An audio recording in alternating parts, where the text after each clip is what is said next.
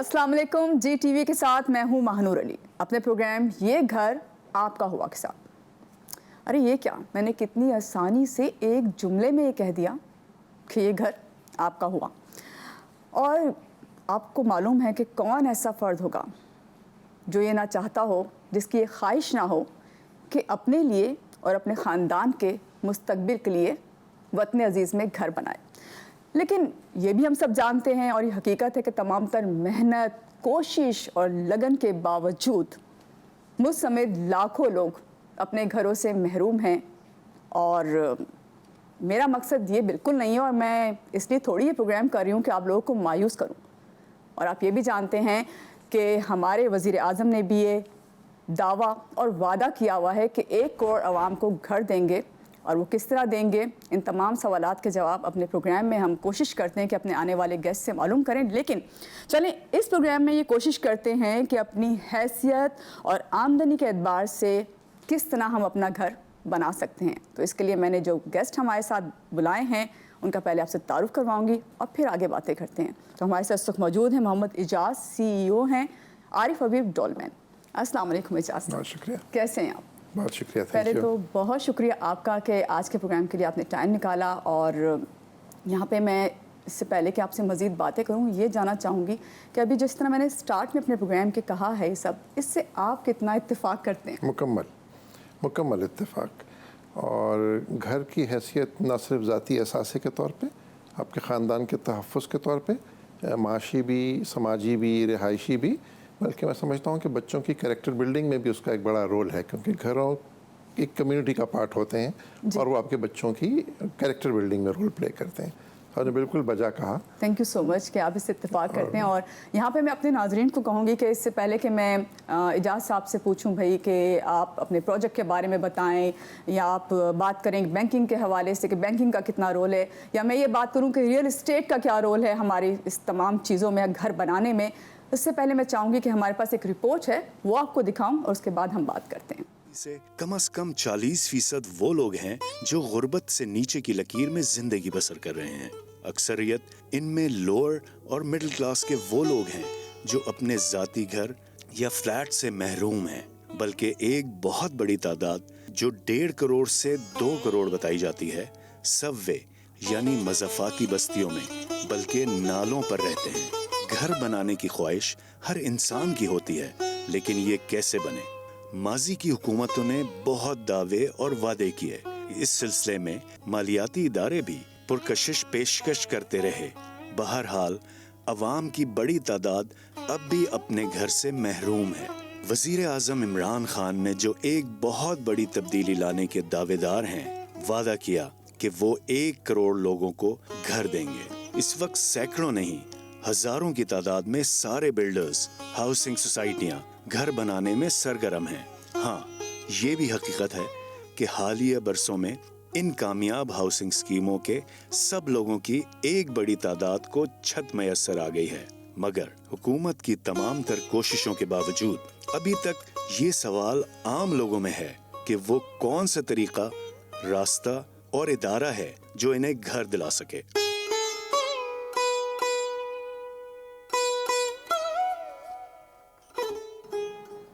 जी इजाज़ साहब, इस पे कुछ बात करना चाहेंगे आप? इतने आपने गौर से इस रिपोर्ट को देखा भी, समझा भी। बिल्कुल सही हाईलाइट किया कि ये एक बड़ा चैलेंज है, और हुकूमत की कारकर्दगी पर अमूमी तौर पे वैसे बहुत सी रिजर्वेशंस होती हैं, लेकिन एक क्रेडिट इस हुकूमत को डेफिनेटली जाता है कि उसने हाउसिंग के हवाले से इस कॉज को चैम्पियन बने वो इसके, और उसका फॉलो अप भी बहुत स्ट्रॉन्ग रखा। हाउसिंग का इकोसिस्टम बनाना मेरा ख्याल है कि दुनिया के मुश्किल तरीन कामों में से एक होगा।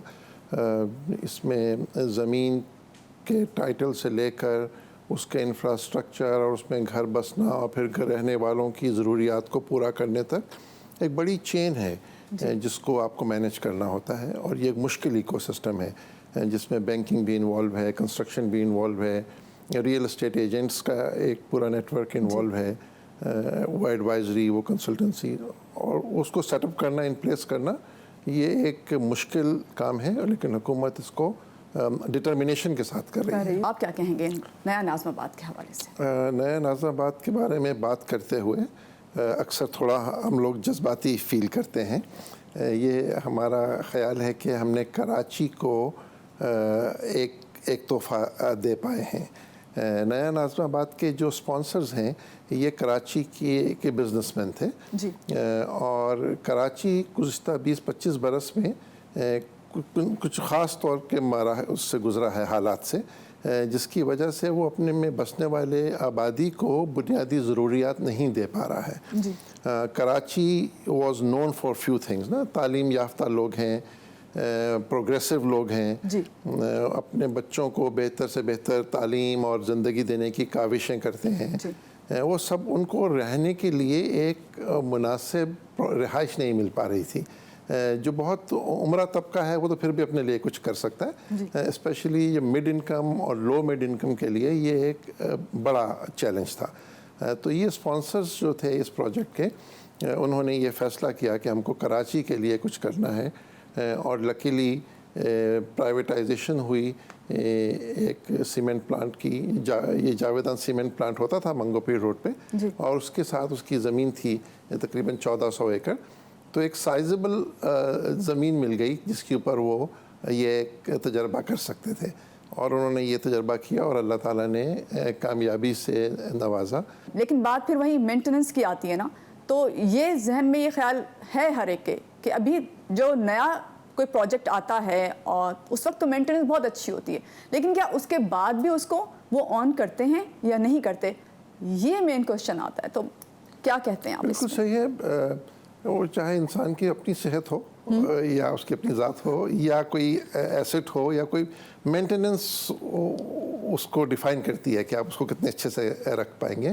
تو یس, ریئل اسٹیٹ میں مینٹیننس ایک چیلنج ہے, اور اس کا کانسیپٹ شروع ہوتا ہے ڈیزائن سے. یعنی آپ ڈیزائن ہی ایسا کریں کہ وہ مینٹینیبل ہو اور اس کی مینٹیننس کاسٹ ایکسیسو نہیں ہو. اور مینٹیننس پہ خرچہ کن چیزوں پہ ہوتا ہے آپ ان چیزوں کا خیال رکھیں. مثلاً کراچی میں سبزے کی کمی محسوس ہوتی ہے, اس کی ایک بڑی وجہ ہے کہ پانی دستیاب نہیں ہوتا ہے. تو پانی کی ری سائیکلنگ کا انتظام ہو, جو گرے واٹر جسے ہم کہتے ہیں, وہ بجائے اس کو ضائع کرنے کے اس کو آپ گرینری کے لیے یوز کر سکیں. یہ چھوٹی چھوٹی سی باتیں ہیں, لیکن اس کو پلان کرنا پھر اس کو ایگزیکیوٹ کرنا, یہ سب پلان کیا ہے. اور اس کا وہاں ہم نے فار ایگزامپل اسٹوریج ٹینکس بنائے ہیں کئی لاکھ گیلن کے, جن میں وہ پانی سٹور ہوتا ہے, چاہے وہ بارش کا ہو یا وہ گرے یوزیج کا ہو, پھر اس کو ہم یوز کرتے ہیں ہارٹی کلچر کے لیے. اچھا اعجاز صاحب, اسکرینز پہ میں ابھی کافی دن سے دیکھ رہی ہوں اپارٹمنٹس کی بات ہو رہی ہے, نیا ناظم آباد اپارٹمنٹس کی. تو اس کے حوالے سے میں اسکرینز پہ بھی دیکھ رہی ہوں, پیپر میں بھی میں نے دیکھا ہے. اس کے بعد میں نے خود ایک ایکسپیرینس کیا. کیا یہ ہم بینکس کے تھرو آپ تک پہنچیں گے یا آپ لوگوں نے ہی فیسیلیٹیٹ کرنا ہے؟ ابھی سپٹمبر کے مہینے میں اسٹیٹ بینک نے اپنی پالیسی گائیڈ لائنز بینکوں کو ایشو کی ہیں, جن کے تحت وہ اس قسم کے پروجیکٹس کو فائنینس کر سکتے ہیں. صحیح. تو ہم نے تقریباً 7-8 بینکوں کو آن بورڈ کیا ہے, ان کے ساتھ انگیجڈ ہیں کہ وہ بینکس یہ والی سہولت ہمارے خریدار کو مہیا کر سکیں. تو بینکوں نے اپنے ڈیسکس لگائے ہیں. اگر آپ نے ہمارا سیل سینٹر وزٹ کیا ہو تو وہاں بینکوں کے نمائندے موجود ہیں جو گائیڈ کرتے ہیں لوگوں کو.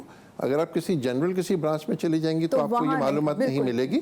اگر آپ ہمارے سیل سینٹر آئیں گی تو وہاں بینک کا نمائندہ موجود ہے اور وہ آپ کو گائیڈ کرے گا کہ آپ کو کیا فارمز بھرنے ہیں, کیا ڈاکیومنٹس پرووائڈ کرنے ہیں. آپ کی پروفائل کے مطابق, آمدنی اور عمر اور اس کے مطابق پیشے کے اعتبار سے وہ آپ کو گائیڈ کریں گے کہ آپ کو کتنا لون دستیاب ہو سکتا ہے. اعجاز صاحب, اس سے ہماری بات جو ہے مجھے لگتا ہے کہ اور کلیئر کرنے کی ضرورت ہے, اور ابھی آپ سے مزید اسی پہ ہی میں بات آگے لے کے چلتی ہوں. لیکن یہاں ہمیں ایک چھوٹی سی بریک لینی ہے. بریک سے واپس آ کے یہ ڈاکومنٹیشن پہ بات کروں گی, اور یہ بھی میں ابھی آپ لوگوں کو بتاؤں گی کہ کتنی اچھا لگا مجھے یہ کہ ابھی انہوں نے بتایا کہ ان کا خود کا جو سیلز ڈپارٹمنٹ ہے, ہمیں وہاں جا کے رابطہ کرنا ہے. میری طرح آپ ایڈ دیکھ کے بینکس کو وزٹ نہیں کریں گے. اس کو اور کلیئر کرتے ہیں, لیکن یہاں لیتے ہیں ایک چھوٹی سی بریک, اور بریک کے بعد پھر واپس آتے ہیں. آپ ہمارے ساتھ رہیے.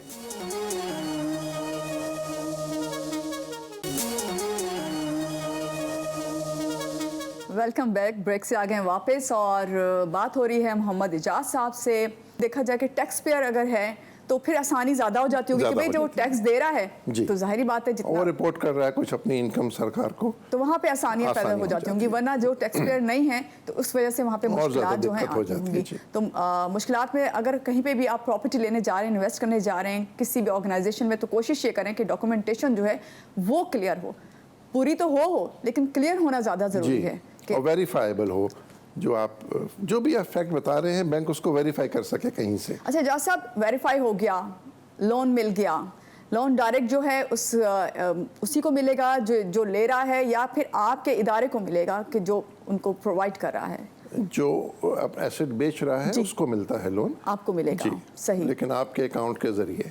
اوکے. تو بینک آپ کے اکاؤنٹ میں پیسے ڈالے گا اور پھر خود ہی اس پیسے کو ہمیں دے دے گا، تو پورا اس کا ریکارڈ مینٹین ہو جائے گا اور آپ کے نام پہ لون کریٹ ہو جائے گا اور ہم کو اس کی وصولی ہو جائے گی. اور وہ آپ 20 ایئرس کے اس میں جو ہے 20 ایئرس تک آپ اس کو ری پے کر سکتے ہیں. اور حکومت نے ابھی 1 کروڑ تک کے لون کے لیے کافی کنسیشنل ریٹ رکھا ہوا ہے.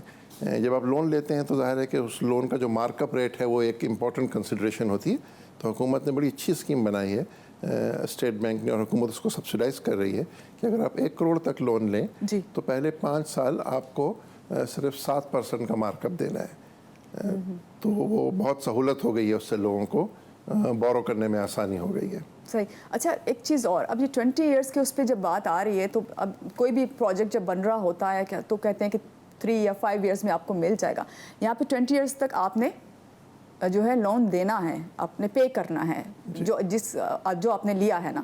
تو لیکن یہ پروجیکٹ کتنے عرصے میں کمپلیٹ ہو جائے گا؟ کیا وہ بھی ہر پروجیکٹ آپ نے دیکھا ہوگا، ہر پروجیکٹ اناؤنسمنٹ پہ بتاتا ہے کہ 4 سال میں مکمل ہو، جو کہ کبھی مکمل ہو نہیں پاتا، سال 2 سال کا گیپ آ جاتا ہے. وہ ہو اس لیے نہیں پاتا ہے کہ جو ان کے خریدار ہوتے ہیں وہ، کیونکہ وہ جو پروجیکٹ بن رہا ہے، ہمارا جو بزنس ماڈل سیٹ ہو گیا ہے وہ یہ ہے کہ آپ زمین خرید لیتے ہیں، پروجیکٹ اناؤنس کر دیتے ہیں، پھر اس کے اوپر 100 اپارٹمنٹ بننے ہیں، تو 100 اپارٹمنٹ کے بائرز ہوں گے، وہ آپ کو قسطیں پے کریں گے، اس سے آپ اس کو بنائیں گے.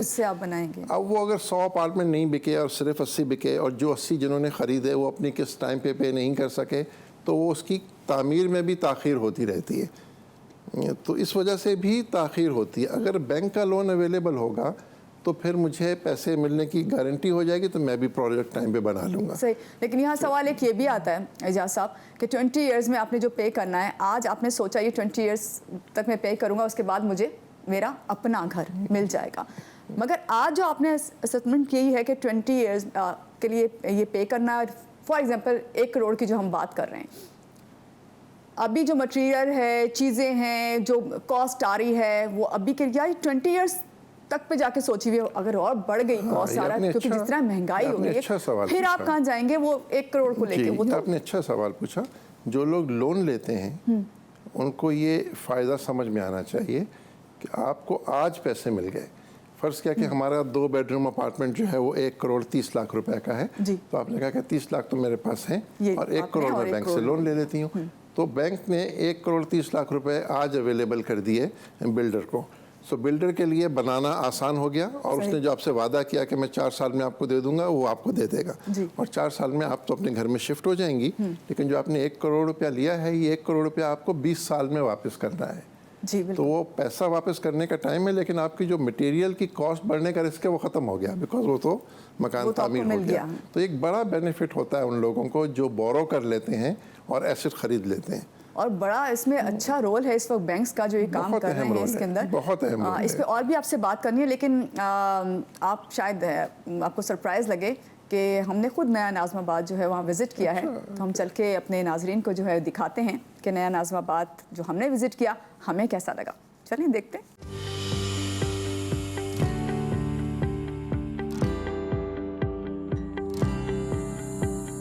جب ہم یہاں پہ اندر آئیں تو یہاں کا ایک انفراسٹرکچر ہے، وہ سب سے امپورٹنٹ کسی بھی جگہ کا انفراسٹرکچر ہوتا ہے، وہ ہمیں بہت امپریس کیا. اس کے علاوہ پلاننگ کے ساتھ ہمیں جو ہے نا یہاں پہ اس گیٹڈ سوسائٹی کی سیکیورٹی اور اس کی مینجمنٹ اور مینجمنٹ کے ساتھ جو ان کا جو ایٹیٹیوڈ جو اپنے یہاں ریزیڈنٹس ہیں ان کے ساتھ بہت اچھا. لوگوں سے انٹرویوز کیے ہم نے تو ہمیں اچھا لگا تو پھر ہم یہاں پہ شفٹ ہوئے. سب سے زیادہ مجھے جو یہاں پہ اطمینان ہے نا، میرا بیٹا نماز کے لیے جاتا ہے، مارٹ جاتا ہے، گھر سے باہر 10 دفعہ نکلتا ہے، مجھے کوئی ٹینشن نہیں ہوتی کہ کوئی آ کے اس کا موبائل چھین لے گا. تو سب سے زیادہ اطمینان اس بات کا ہے، اور مینٹیننس بھی یہاں کی بہت اچھی ہے.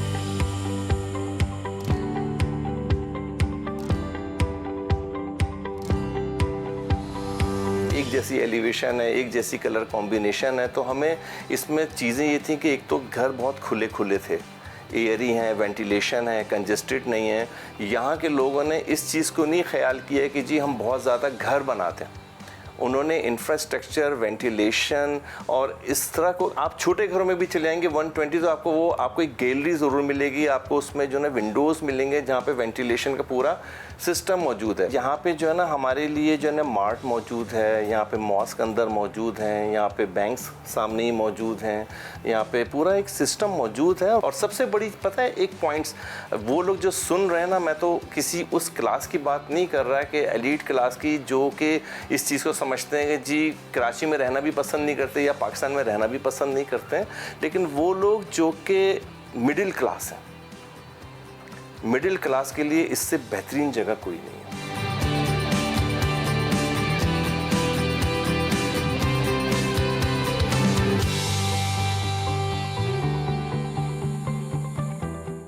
مجھے تو دیکھ کے بہت اچھی فیل آئی اور اچھا لگا. آپ کو تو ظاہر بات ہے، آپ تو آپ کا پروجیکٹ ہے، آپ کے جذبات ہیں، آپ نے خود کہا، اور کراچی کے لیے تحفہ ہے، تو اس سے بڑی کیا بات ہوگی.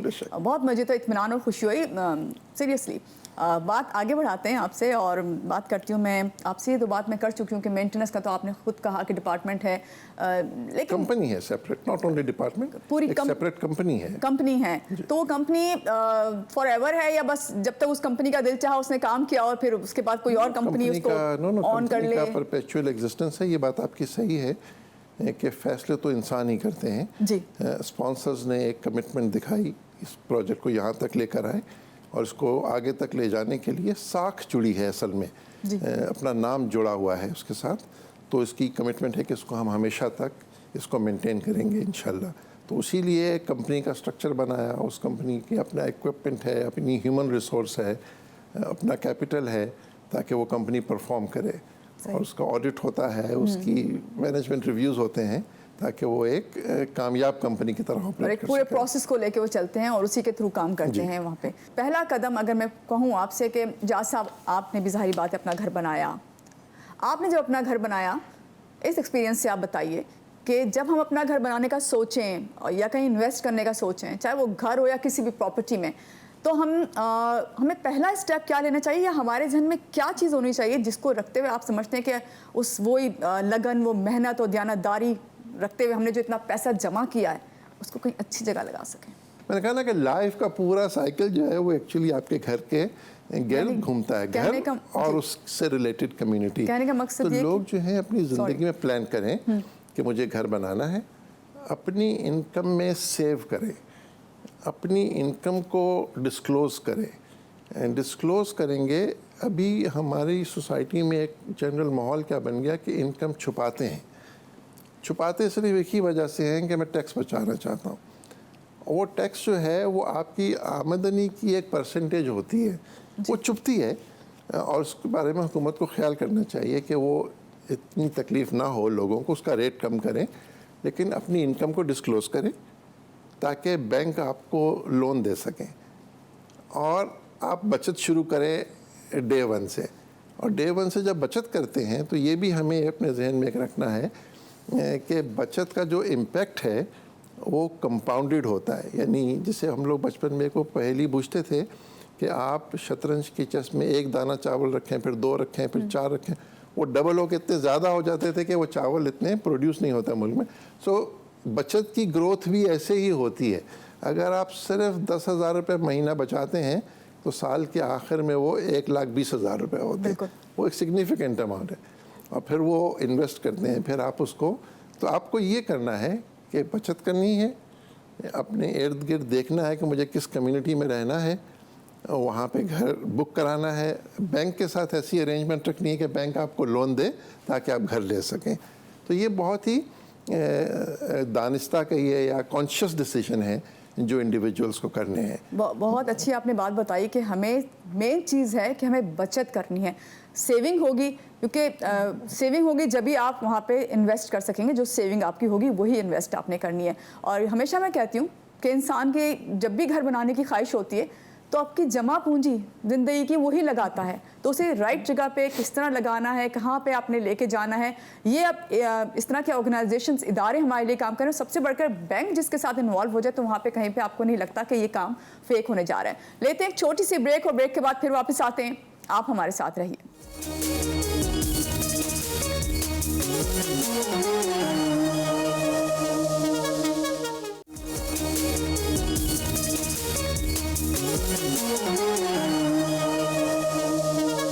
जी, ब्रेक से आगे वापस। और ब्रेक में भी हमने बातें इसी हवाले से की कि रियल एस्टेट जो है कितना जेन्युइन काम कर रहा है और कितना नहीं। इस पे भी अभी इनसे यहाँ पे आपके सामने भी बात करती हूँ इजाज़ साहब से। इजाज़ साहब, अभी आपने सेविंग के बारे में बताया और वही मैंने कहा कि भाई हर इंसान जो अपना घर अपने वतन अजीज़ में मानना चाहे वो आप ओवरसीज़ पाकिस्तानीज़ को भी देख लें, उनके भी है। बल्कि इससे मुझे ख्याल आया कि आप थोड़ा इसको भी क्लियर करें कि ओवरसीज़ जो पाकिस्तानीज़ हैं उनके लिए क्या सेम प्रोसेस है अगर वो यहाँ पे लोन लेके जो है प्रॉपर्टी लेना चाहें नया नाज़िमाबाद में? ओवरसीज़ पाकिस्तानी बहुत अहम है हमारे लिए हर एतबार से, और उनके लिए भी हुकूमत इक़दाम कर रही है। उसमें कि रोशन डिजिटल अकाउंट का एक कॉन्सेप्ट हुकूमत लाई है कि रोशन डिजिटल अकाउंट्स कि आप वहीं बैठे बैंक में अपना अकाउंट खोल सकते हैं पाकिस्तानी बैंक में, और वहाँ से जब आप रेमिटेंस करेंगे वो रेमिटेंस की वापसी और उसका नफ़े की वापसी बहुत सहल कर दिया है पूरे निज़ाम को, और उस पर रेट्स भी बहुत अट्रैक्टिव दिए हैं।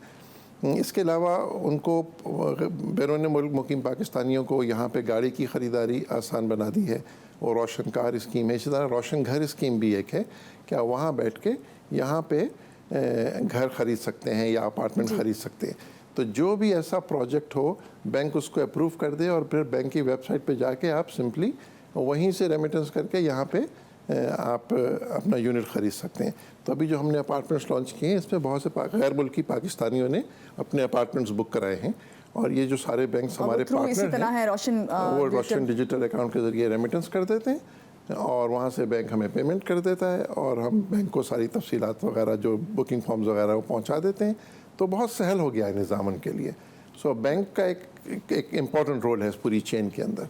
जैसा वैसे आपने बहुत अच्छी बात बताई है कि इसके थ्रू जो है ओवरसीज़ पाकिस्तानी जो है अपने घर के मालिक पाकिस्तान में बन सकते हैं और उन्हें कोई मसला नहीं।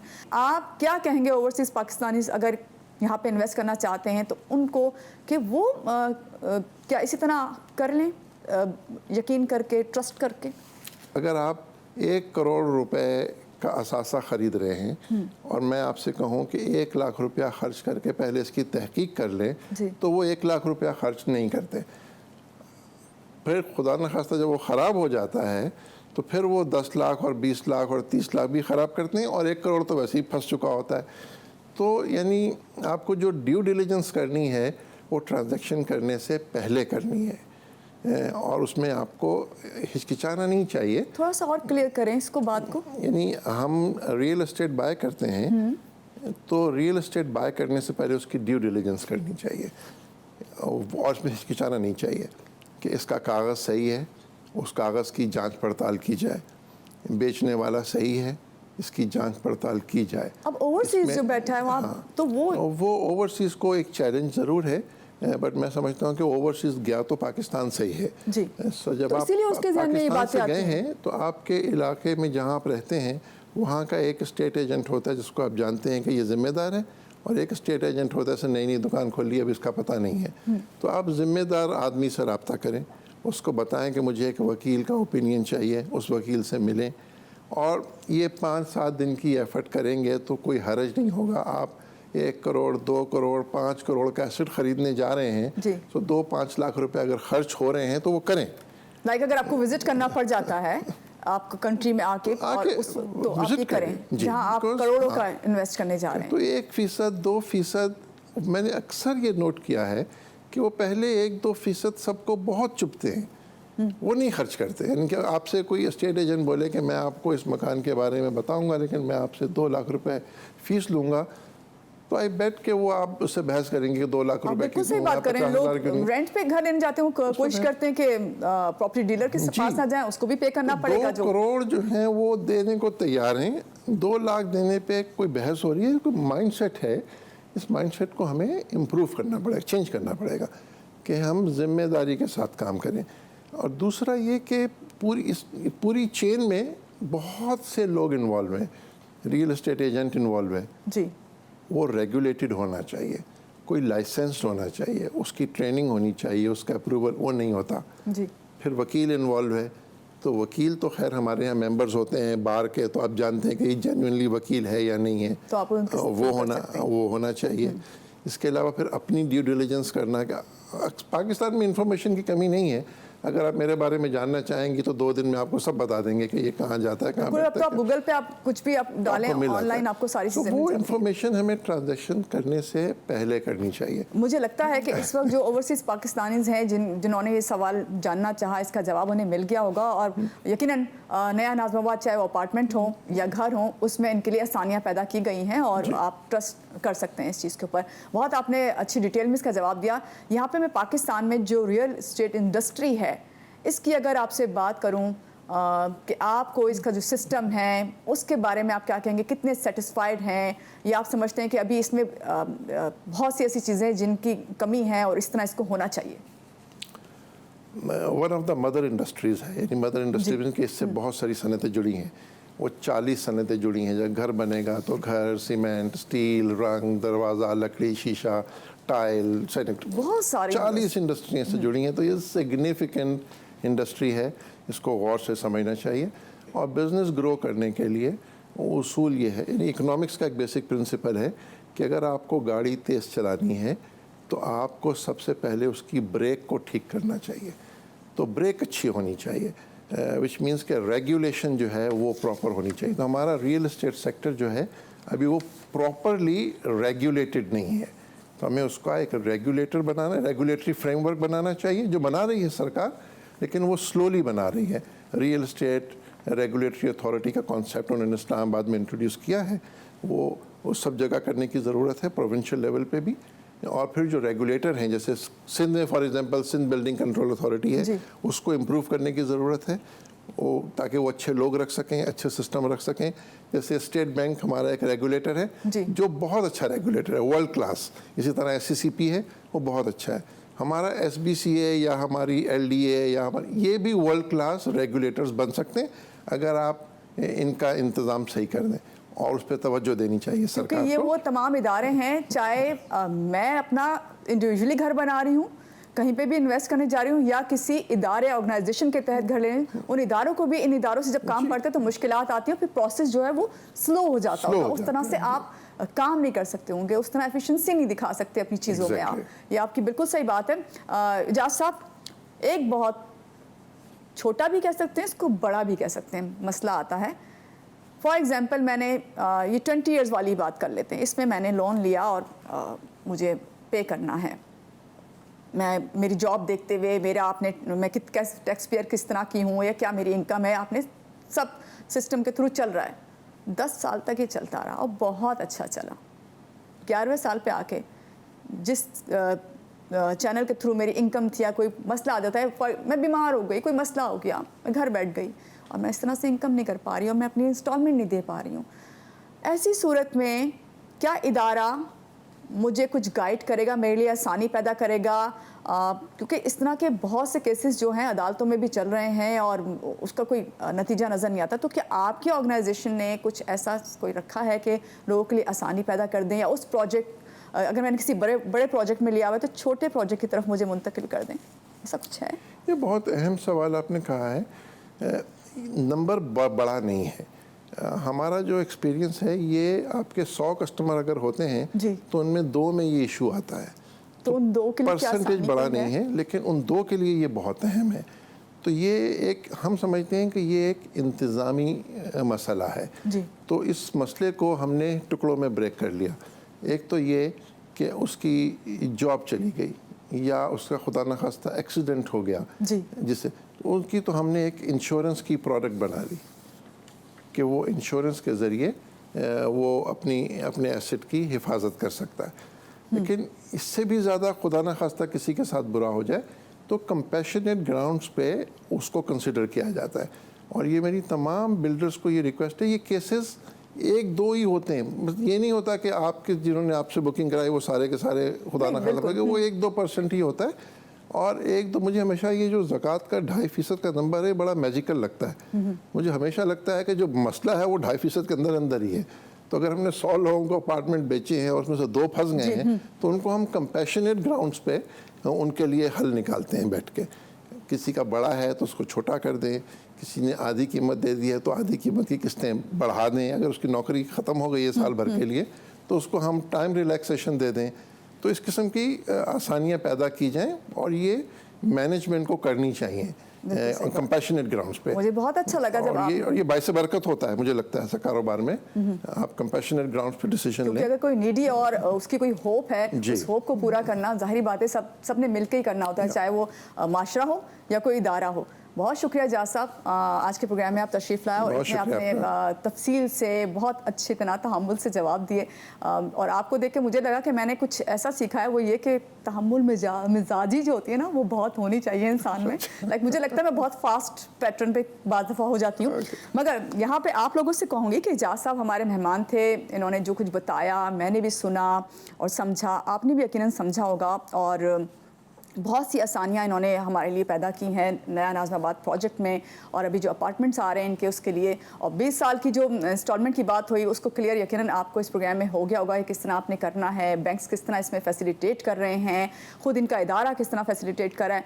मगर यहाँ पर मेरा मकसद आप लोगों को सिर्फ ख़याली घर बना के देना नहीं है, बल्कि मैं चाहती हूँ हर मरहले में, हर स्टेप में आपके इस प्रोग्राम के थ्रू जो हूँ हेल्प करूँ। आपके जहन में भी बहुत से सवालात अभी भी आए होंगे और आप करना चाहते होंगे, तो यकीनन इजाज़ साहब मैं आपको फिर से अपने प्रोग्राम में ज़रूर बुलाऊंगी और आपसे उन सवालात के जवाब ज़रूर लूँगी जो हमारी जो व्यूअर्स हैं, नाजरीन हैं, उनकी तरफ से आएंगे। लेकिन यहाँ पे लास्ट में आपसे एक बात ज़रूर कहूँगी कि ये ज़िम्मेदारी अपना घर बनाने की आपकी तो है, मगर खाली इनके इदारे की मेरी नहीं, आपकी उससे भी बढ़कर है कि आपने इसमें किस तरह अपना हिस्सा डालना होगा, और वो हिस्सा डालने के लिए जो आपने सेविंग की है उसको कितने प्रॉपर तरीके से आपने इनके सामने पेश करना होगा, ख़ास तौर से वो बैंक जो आपको लोन दे रहा है। इसी बात के साथ महानूर अली को दीजिए इजाज़त। अल्लाह हाफ़िज़।